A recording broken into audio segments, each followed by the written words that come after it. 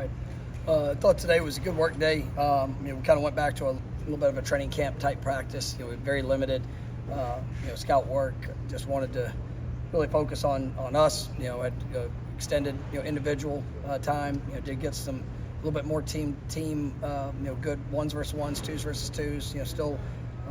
Try to get some developmental time for our younger guys. Had a big practice when it came to that yesterday. I thought some of the younger guys really did a nice job in their approach. Working to get better. There with yesterday's practice, the older guys, we got out and we got a decent amount of work, but the work that we needed. There with today, I thought it was good. We got some situations, some third downs. Trying to force just the finer details, communication. Trying to get that speed and just overall improvement. And that's kind of our focus on today. Guys will get a few days here this weekend. Kind of rest up. We've had a very interesting first couple of weeks of just calendar schedule. All those things. So we'll get on a normal track here these next few weeks. But be able to come back and start on Sunday and have everybody ready to roll for this next week. But I thought it was productive. Had a lot of good conversations. Continuing to evaluate all aspects of what we're doing just to help make sure the next time we step on the field that we are able to go play our best and put that on display. When you went back and looked at the BC film, anything in particular stand out? There's yes. We're still times. I thought we played harder. And I say that just you felt more speed, you felt more intent. There was, you got to see that just from a wider range. When you sit there and you watch defensively, they did a good job. At times of incorporating the quarterback. Had a couple explosive runs. There late, but for the most part, I saw a better job of guys trying to be disruptive there on the defensive front. We still had some missed tackles and different fits. Coming down from the top level. When safety's getting involved, we got to continue to clean that up. And it's just at time. I really think there's guys that are going in at times, trying not to miss a tackle rather than going to make the tackle. And you see a little bit of that hesitation. That's something, just to be honest with our football team. I did feel there's times where we're pressing, trying not to lose or trying not to have a bad play rather than going to attack and make the play. And that's something that we've got to continue to build throughout this group. It's one of the things that you deal with. Anytime you have expectations. You come to Florida State, there's elite expectations that we need to have. That's a necessity within our program. But when you find yourself in an uncomfortable situation, it's how you respond to that. You look in the game. There the other day, we had three offensive plays in the first quarter. We had a missed opportunity on the third down, to be able to extend the drive. One of our best players has been very, very productive, and but miss an opportunity for a catch, and then they convert 6 of their first 7 third downs, and they have the ball the entire first quarter.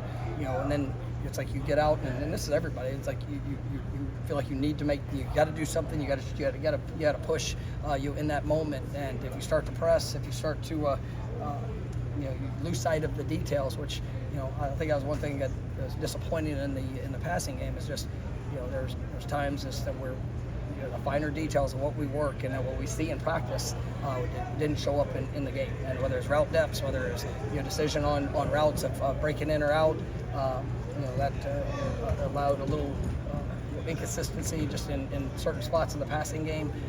That was disappointing. And then obviously we got to stick to the run and continue to work to establish a running game. And we had some opportunities, but definitely wasn't good enough. Can those inconsistencies in the pass game, I don't want to say simplify, but you talk about guys not running the right depths. Are those things that you can simplify to make it more efficient? I can't change a number, but if say 10 is 10, it's going to be 10 or it's going to be 5. We have to in the moment go and that's going to always be on every play. You're going to have an assignment that you have to do. It's not really from over confusing, but feeling like I got to do this a little bit quicker. I feel like I got to, and that's that's one of those things. It's just we don't see those we don't see those issues have not shown up in practice as much. I mean, there's coaching, there's detail, always you're trying to improve through that. But when it shows up in the game, that's where I've got to find where's the disc going. Why are we not transitioning from this in practice to the game? And I think with all the right intentions, those are things that have happened. I mean, it showed up a couple times. We had a couple bad misses on with opportunities in the passing game, and it still comes down to drops. It still comes down to rhythm and timing. Seeing something and just trying to be immediately on it, but maybe shorten the drop, shorten the timing. Those are the things that we have to be better at. It's the same thing defensively.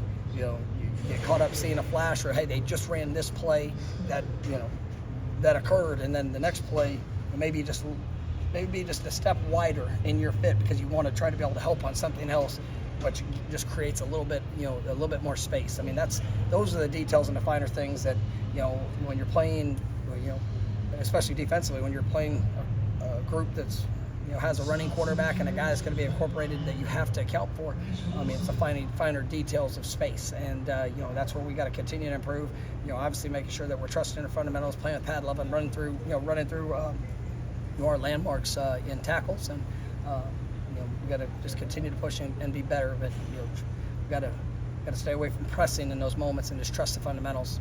Do you have to change the coaching staff? Do you guys have to change any of your approaches when the team's not having success compared to when it's rolling for 19 straight games in terms of the things you're talking to guys about, approach, or just do what you do? It's my focus has never been never. Like, I don't care, 19 games, 13-0. It's never been about what the things that are all 10 steps ahead. It's about today. It's about going out there and getting better today. It's about going out there and being the best that we can be. Make sure we're that's one of the things that you're talking to the team about is there's so many distractions that are out there that can is it mathematically possible for us to do this? No, just go play your best today. Like, if you worry about what's down the road, you're missing out on the opportunity, the joy, all the things, because everything's with the end in mind. Right? Focus on now. Like, make the most of today on what it's going to be. You play well, you get better, you do all the things, whether it's what a team's record's going to be at the end of the year, whether it's where you get drafted, whether it's what awards or recognition you get, that will all take care of itself. But it's still about today and having the joy to go and execute to the best of your ability and to put yourself in a position to be victorious in the moment. And that's been my message since I've got here. And it's disappointing to start a season where we have not played our best, and you got to give credit to the teams we played that done the job necessary, and we found ourselves and put ourselves in some challenging situations, but it's still about the response that we have. And I stand in front of you today, and I've got confidence in this team. I believe in them. I believe in what we can do. I believe as we grow, as we become more consistent in that, as we do a better job as coaches, in putting them in those positions, because we're still getting to see this team. Every opportunity, and we've lost 2 games, and I don't want to waste those losses. I want to make sure that we use those losses to go help us be better today. And nobody ever wants to lose. It's sickening, right? But if you can learn, if you can take advantage, and you can work and get better, you got an opportunity to take a step. And that's what we're looking to do as a football team.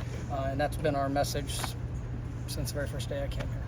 Do you think this time of adversity makes it more clear the players that are going to step up and be a team leader? Well, there's definitely an open door for that. And I don't want a team that waits for the adversity for people to arise, but it's also a necessity that in these moments when it does happen, who are you? Like, what is the true core identity? Because plenty of people want to stand up front when you win 19 straight games. It's really easy to hey, when you get knocked down, when you get punched in the mouth, when things that you picture going a certain way, they go different. What's at the core of you? And that's leadership to me. And there's so much that can come on the outside that can try to pour negative in your mind. And I say there's so much on the inside that can try to pour negative on your mind, because we are an 0-2 team. Today, that's where we stand. Now, that doesn't have to define that doesn't have to define who we are, in the long term. But today, that's where we find ourselves. But today, you can go decide what you're going to be. You can decide the choice that you're going to make for what you're going to do, who you're going to try to help, who you're going to try to make better. That's leadership. And so I mean, I am confident. I've been in challenging situations before, and I damn sure know how to get over and work through that. And that's something that we will have emerge with our team and our coaches and everybody involved, because I do believe in the character that we have, and I do believe in the identity that we will and can establish. Coach, following up on that, after Georgia Tech, you mentioned that you heard ownership from the locker room, and you mentioned having tough conversations this past week. Did you hear that same ownership in the locker room after the game on Monday? I mean, our team, I haven't felt, seen, heard, anything beyond that. I mean, it is guys. Guys recognize. They know what good play is. They know what times when it's not. I mean, just like I know when a good play call, and I know when it's times that it's not. And so you sit there and you own the actions that you have. You own the performance that you have. Then you try to figure out why. Like, why did that occur? Why did I think in this moment this was the best play? All right. Would I do that again? Would I change things up? Same thing with players. Why, if we spend a week working to utilize this technique and this look or this fit or whatever that is, this route depth, why in the moment is it different? And that's where you have to be able to, where I have to make sure that the things that we're doing, how am I putting our guys in the best position to be able to transition to play our best on game day, for that to show up, and obviously for guys to take that step in improvement with all the things that they're working to do. All right, thank you, Coach. All right, thank you guys.